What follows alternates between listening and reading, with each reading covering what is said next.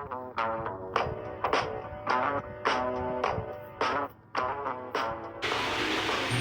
there, what it feels like in this era. We are all instant through technology, innovation, invention, and information. Everything is easy and efficient.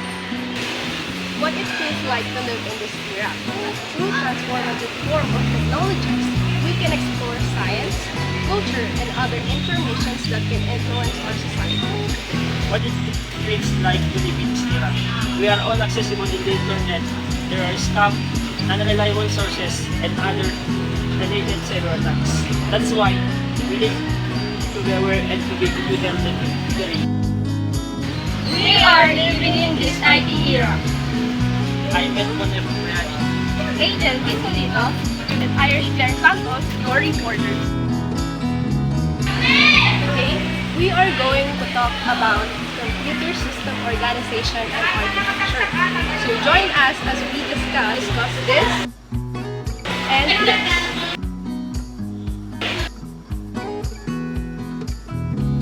Computer organization and computer architecture. Ano nga ba ang pagkakaiba nito? Computer organization is a study of the system from software point of view and gives overall description of the system and working principle without going into much detail. In other words, it is mainly about the programmer's or user point of view. Samantalang ang computer architecture naman is study of hardware point of view and emphasize on how the system is implemented. Basically, throws light on the designer's point of view. computer organization. Focus on computer organization, the how of a computer system.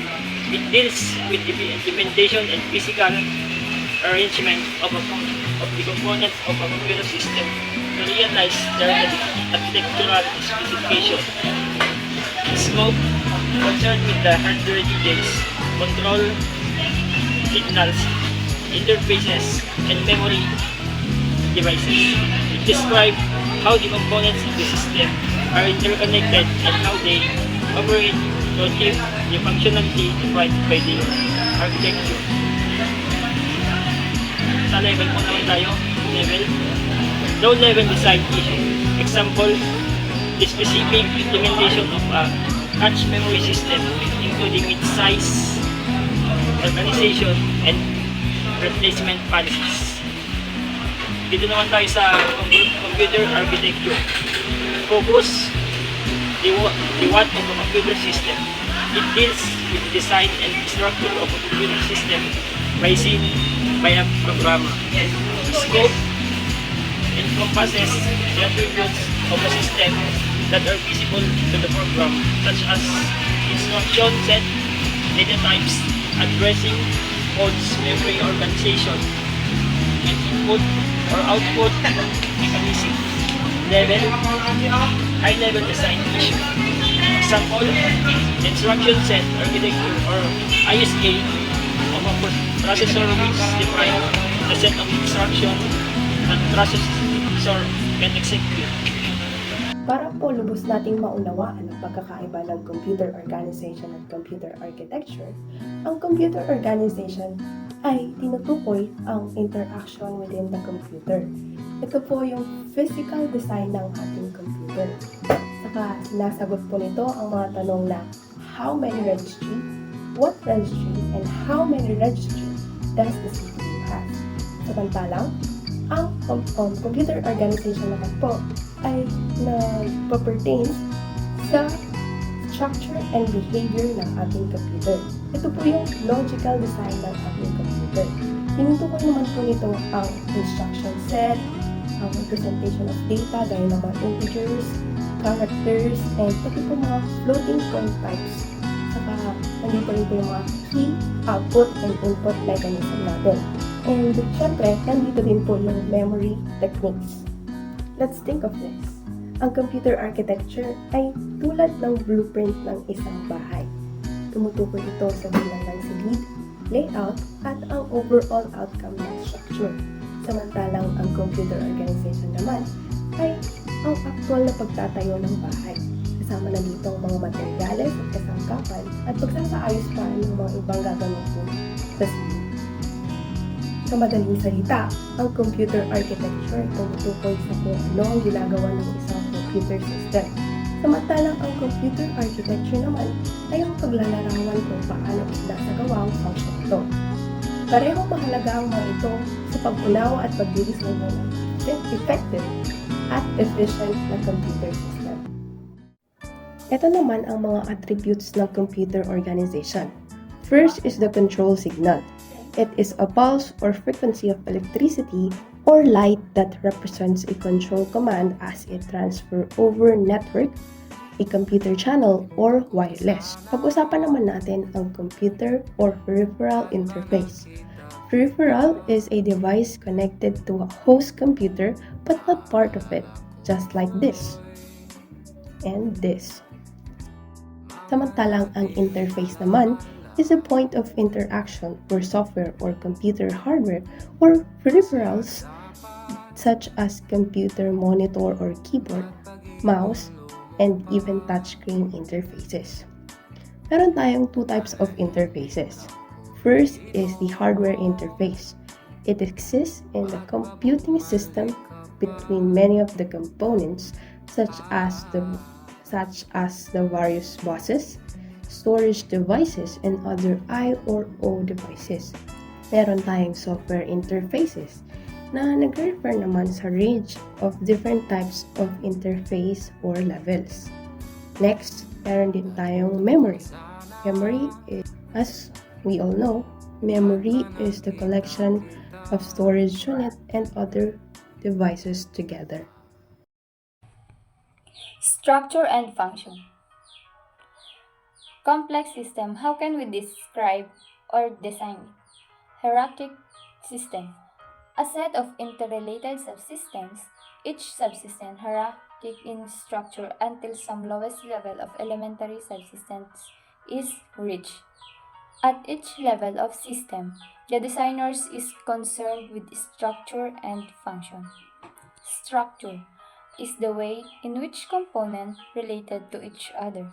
Function naman is the operation of individual components as part of the structure. Basic computer functions. Data processing. Data processing refers to the process of collecting and manipulating raw data to yield useful information. Data storage is a general term for archiving data in electromagnetic or other forms for use by computer or device. Data movement. Computer must be able to communicate with outside world. Data must be accessible to devices outside computer. Two types of data: peripheral data and data communications. Control. Some things need to monitor operating and maintain control of data processing, data storage, and data movement. Automated control of computers' resources. Functional view of Von-Neumann model. The Von-Neumann model consists of 5 major components: the input, output unit, arithmetic logic unit, memory unit, and control unit. First is input unit, getting information into the computer. Example is keyboard and mouse. Is arithmetic logic unit, a unit in a computer which carries our arithmetic and logical operation. Fourth is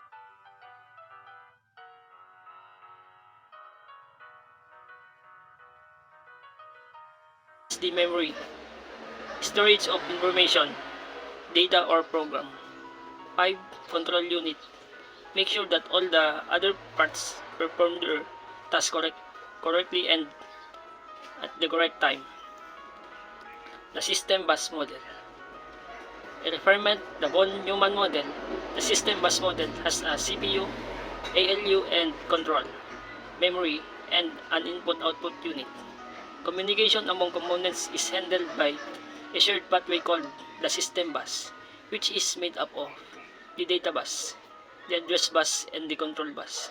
There is also the power of bus, and some architecture may also have separate I/O bus.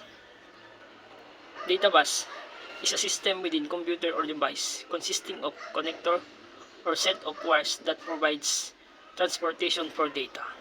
Address bus is a computer bus architecture used to transfer data when devices that are identified by hardware address of the physical memory, the physical address which is stored in the form of binary numbers to enable the data bus to access memory storage.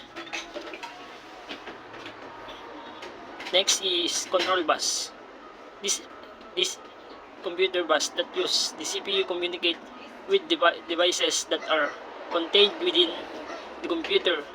This occurs through physical connections such as cables or printed circuits.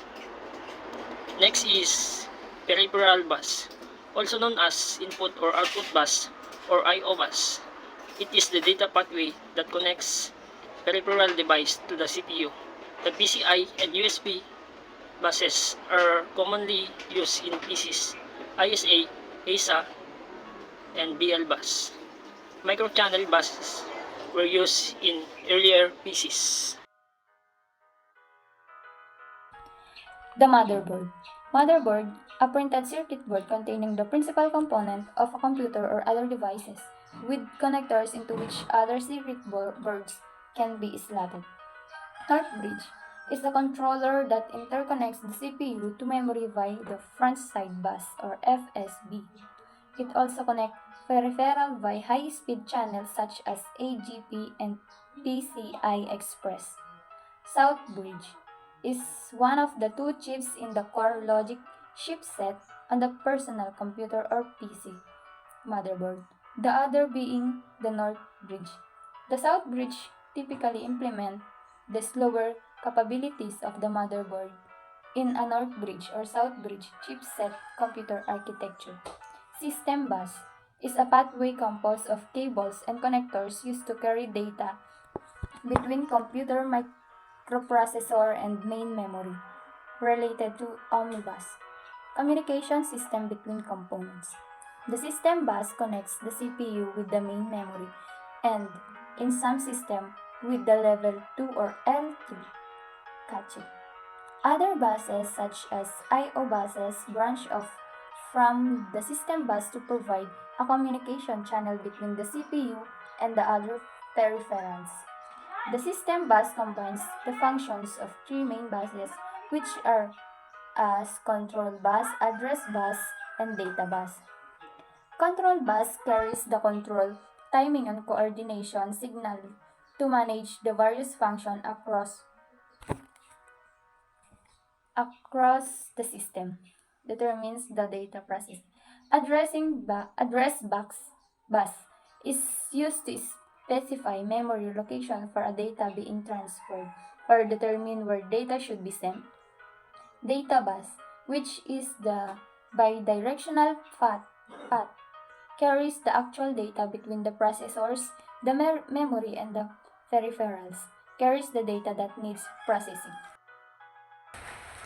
This is the motherboard diagram. Let's talk about digital components. First, we have the transistors.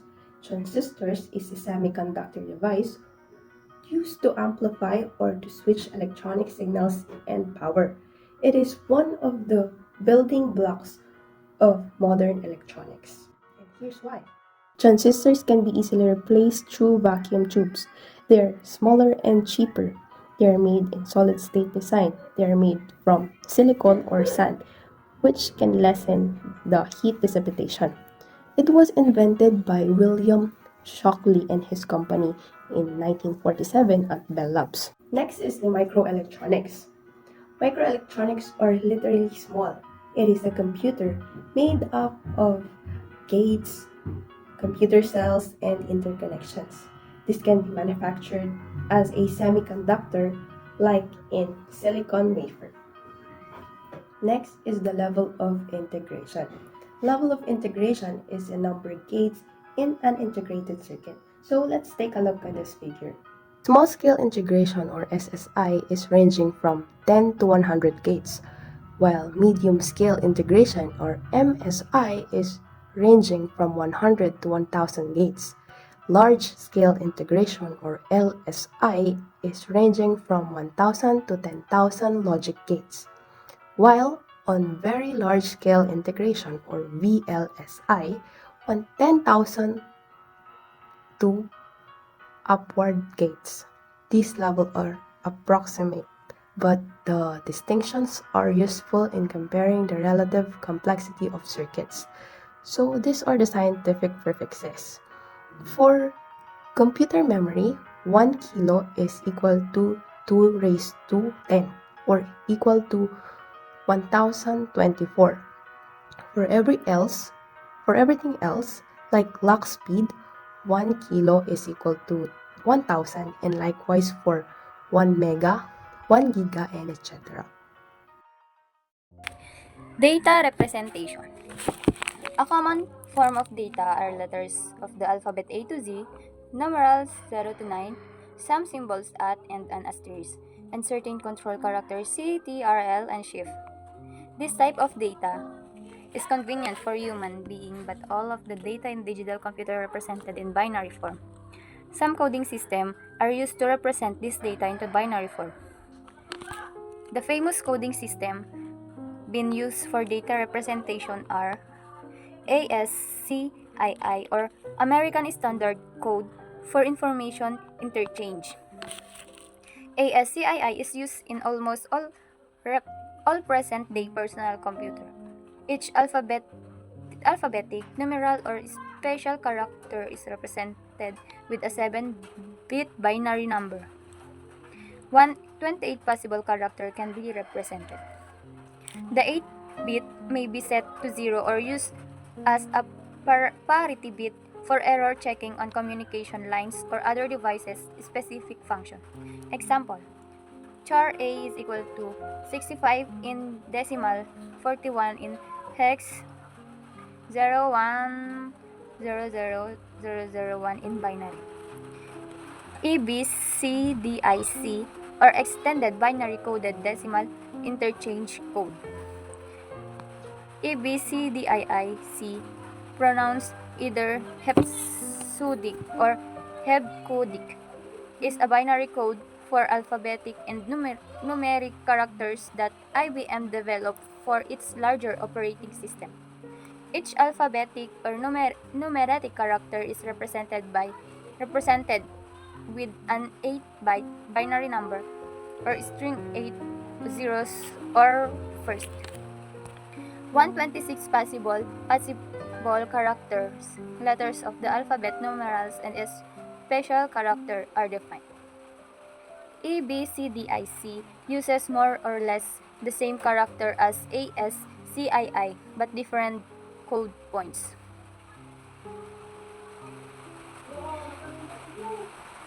BCD or binary coded decimal. In BCD, a bit binary number were used to represent one decimal number. Highest decimal number were coded to BCD is 9 or 1001, thus 1010, 1011, or 1110 and 111 were not used. To encode the number such as 43 use or 43D is equal to 01000011B. The BCD format usually used in the BIOS at personal computer or PC to keep the date and time for historical reasons. Number system. Fundamental to understand how computers work is understanding the number system that computers use to store data and communicate with each other. Number system being used to understand computer. Types of number system: decimal system, binary system, octal system, and hexadecimal system. Number 1 is decimal system. This system is commonly used by human beings for counting. The symbol used are called Arabic number, consisting of 10 symbols. The symbol is 0, 1, 2, 3, 4, 5, 6, 7, 8, and 9. The base of the decimal system is 10. Next is binary system. This system is used in digital computers. They operate in either 1 or 2 state, either on or off, positive or negative. It uses only two symbols, 0 and 1. The base of binary system is 2. The binary notation 0 and 1 are called bits, which is acronym for binary digits. Next is octal system. This system is shorthand method for replacing groups of binary digits by single octal digits to reduce the number of digits required in representing any number has a base radix 8 consisting of 0, 1, 2, 3, 4, 5, 6, and 7. The base of an octal system is 8. And last is hexadecimal system. This system is simply a method of expressing value represented by binary numerals. It is the combination of numbers and 6 alphabets, namely 0, 1, 2, 3, 4, 5, 6, 7, and 8. And the alphabets is A, B, C, D, E, and F. These 6 alphabets represent digits 10 through 15, and these are treated as ordinary numeral. The base of the hexadecimal system is 16. Conversion from one number system to another. In mathematics, a number can be converted to a different number system. For example, Hindu-Arabic can be converted to Roman numerals and vice versa. Similarly, all four number systems in computers are equally capable of representing any number. Furthermore, a number can be perfectly converted in the various number system without any loss of numerative value. The following table compares decimal, binary, octal, and hexadecimal numbers.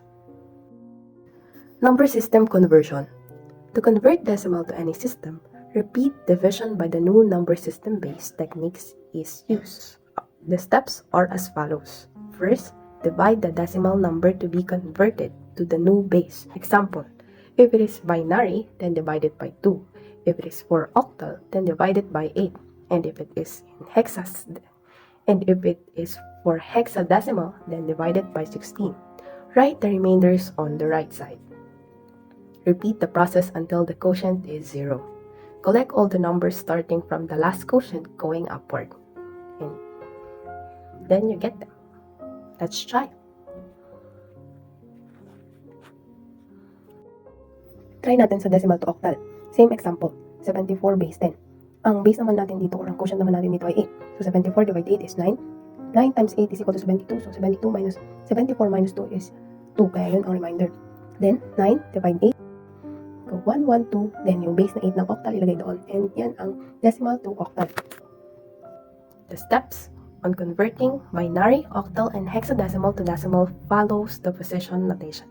First, starting from the right side, the base, example is 2 for binary, 8 for octal, 16 for hexadecimal, will raise b power to 0. The next number to the first power, the third number is to the second power, and go. Get the sum of all, and answer represents the decimal number. Get the sum of all the numbers, and the answer represents the decimal number. Let's try this. Let 74 base 10 be our example.